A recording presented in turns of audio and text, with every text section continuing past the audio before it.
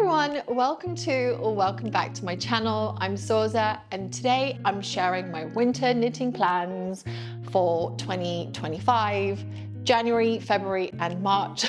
That's my cat Harley. It's going to be a busy season on the needles. I've set myself plenty of new challenges this season. I'm tackling a mix of projects that bring something exciting to the table, new techniques, cozy staples, and even a couple of gift knits. Oh, he's just eating in the background. I really try to balance challenging myself with learning new things like stranded color work, cables, and also making sure there are some simple and relaxing knits in the mix so it's not too overwhelming. So let's get into it. First on my winter knitting plans is the Hol Sweater by Petite Knit, which has been on my mind since its release this December. It's just been out for a few weeks and I'm obsessed. The high contrast black and white sample immediately caught my eye. There's just something so timeless about that classic color combination, and a high contrast also really suits a deep winter palette like mine. I've never done stranded color work before, so this project feels like the perfect introduction to this kind of technique because the pattern looks really simple with that stripe and a repeated key pattern it looks like. So it will give me plenty of repeated practice of the same technique. The sweater is worked from the top down with raglan increases to the yoke, and then short rows are added after the neck ribbing to shape the neckline. And the design features this gorgeous two-color stripe pattern, which I assume will be charted, I hope, and looks like a manageable first attempt at color work for me. Also, I could learn how to read charts. I've never done that before either. I'm also really drawn to the oversized fit of the sweater. It's designed to have about 25 centimeters or nearly 10 inches of positive ease. As you can see, I kind of like oversized sweaters and I hope it'll be really nice and super cozy. Also, can we talk about that big ribbed collar? I love how the ribbing extends down to the yoke. It's such a simple but impactful design detail, I think. I'm planning to knit mine in a high contrast color also. Although I haven't quite finalized if I'm going to do a black or a navy. I'm leaning towards navy. We shall see. If you have any tips for a stranded color work newbie like me, please let me know. Please leave me a comment, or if you've got any tips, I'd love to hear them. I am a little bit nervous about tension while holding two colors, but I think this project is going to be fun. And if it turns out anything like her version, it's going to be a super rewarding challenge. Next up is the Daydreamer Cardigan. And this one's by Veronica Lindberg. This pattern, it's so pretty. It caught my eye because of its stunning half fisherman rib texture. And I've been wanting to knit this stitch for a really long time. It looks so chic and so modern. I couldn't resist wanting to try my hand at that texture. The designer describes the cardigan as luxurious and lightweight with like a squishy fabric. I love the slightly balloon shaped sleeve that it's got going on and the raglan shaping that it has. And it just gives the cardigan a polished yet cozy vibe. It's very Suzanne vibes, if you know what I mean. I think they've got a cardigan that's very similar to this. So I'm excited to have something similar in my wardrobe. Veronica's version is knit in this gorgeous lavender shade, which I love. But since I'm a deep winter on the seasonal color chart, I think lavender is just a bit too bright for me. Instead, I'm planning to make mine maybe in like Drops Melody and Dark Jeans blue, which is a darker blue. And then maybe pair that with Knitting for Olive's soft silk mohair and blue jeans. I think this combo will be more of a wearable shade for me. I especially love that the front edges and collar are finished with double knitting for like a super polished look. I did that with the Darling Cardigan by Veronica, and I loved how it turned out, but I know fully well that it will likely take me ages to knit, but it's still worth it. I'm really excited to cast this on, not only is it a chance to learn a new stitch, but I think it's going to become one of those staple pieces in my wardrobe that I reach for time and time again. I mean, who doesn't want a cardigan that feels like a warm hug but looks like a statement piece, you know? The next project on my list is the Storm Sweater by Petite Knit. This one has been on my radar for a while, and I finally decided to cast it on this winter. What really drew me to this pattern is its horizontal texture. It's such a unique design, and I've never knit anything like it before, but I've seen so many people knit this one. The pattern features 4 different texture segments, which will keep things interesting throughout the knit. I've seen so many YouTubers knit this in all sorts of colors, and I'm really excited to do this myself. It looks really polished, and it just seems like a fun knit because I've mostly just done knit and purl stitches, and I've never really done anything interesting with them so far. The sample is knit in Sandnes Garn's Peer Gynt, and I've just used tin Peer Gynt for my husband's Brendan sweater. So I'll definitely be testing that to feel that against my skin and make sure it's not too itchy for me before committing to the full weight Peer Gynt. Although I have heard that some people can be sensitive to it. I've also seen quite a few knitters on YouTube working on this pattern in many different colors, like I said. And my favorite one so far has been the one by Claudia from Claudia Knit. She recently did one in cobalt blue, and that just looked so gorgeous on her. Now, I can't decide if I want a neutral or a more playful color. Either way, I'm really excited to tackle this textured knit. For the next plan on my list, I've been debating between 2 stunning and drapey cable knit sweaters. The first one is the Taipei, I think that's how you say it. The Taipei sweater by Mocky Knits and the sweater number 29 by My Favorite Things Knitwear. Both look really stunning, but they offer very different takes on cables. The Taipei sweater has a very subtle drapey cable that creates a soft and casual vibe.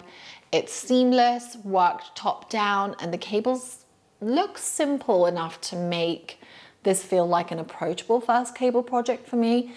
I also love how it's styled in the sample. It's tucked into like very high-waisted jeans. It's very much my aesthetic, and it's basically how I live my entire life, is just high-waisted jeans with something tucked into it.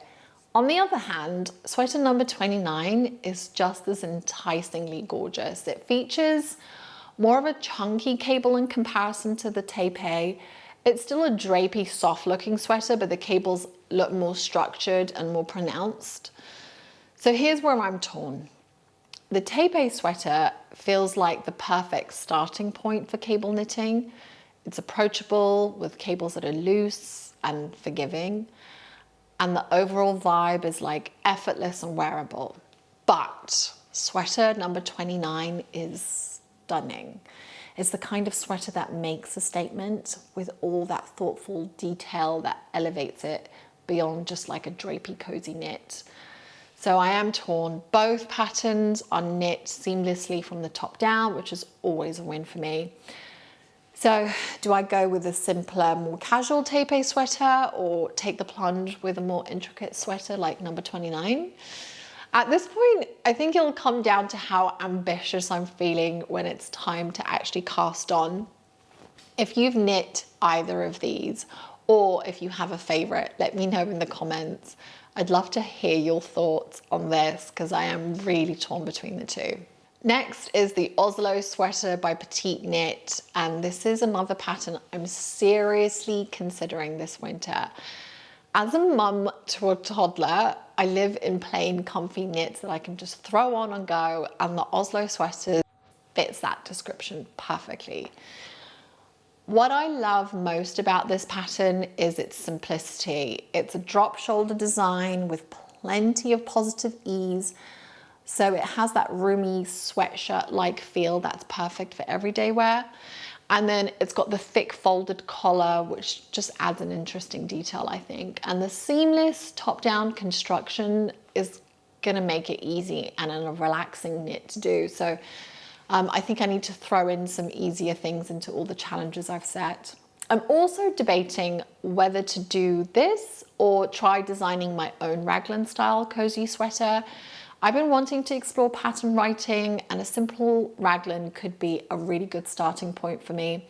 In the end, I think it'll come down to how brave I'm feeling when it's time to cast on. Either way, after all the textures and cables and color works I've planned, I know I'll really be looking forward to a simple stockinette in the round with this sort of pattern. And now for an accessory. I'm planning to knit the weekend hat by Petite Knit. I've been wanting a cobalt blue beanie for ages. And with hat weather still in full swing, this feels like the perfect time to make it. I've just finished making the Musselburgh hat in this like really gorgeous pink. So I wanted to do the weekend hat because it has a structured pointing crown that I love. It's more structured than the Musselburgh. It's very similar to the Must Have Beanie by Sandnes Garn that I mentioned in my 12 gifts knit video. But this one seems like a simpler knit. It's got that folded, ribbed like brim, and then the rest is in stockinette. So I am looking forward to simple stockinettes being a breath of fresh air after struggling along with the more challenging knits. And then the next accessory I have planned is the vanilla socks on 9-inch circulars. This one is by the Crazy Sock Lady. I've never knit socks before, but I picked up yarn for it from my local yarn shop. I've got the West Yorkshire Spinners 4-ply signature in this like really lovely purple mix. And I've got the vanilla socks on 9-inch circular pattern ready to go. So I'm going to cast this on really, really soon. I chose this pattern because it's specifically written for 9-inch circulars, which is a tool I already have been using a lot recently. I've used my Chiagu shorties for projects like the Musselburgh hat, the Little Bear, lots of sleeves, lots of collars. So I'm comfortable using them. However, socks are a new adventure, and I wanted to learn the basics of knitting socks using these circulars so that I could adapt future sock patterns to this method if it feels comfortable to knit socks using the Chiagu shorties. We'll see how it goes as I progress. I am hoping it will be okay. So this project is all about learning that process, and I think the plain stockinette design is the perfect canvas for like that really lovely vibrant purple.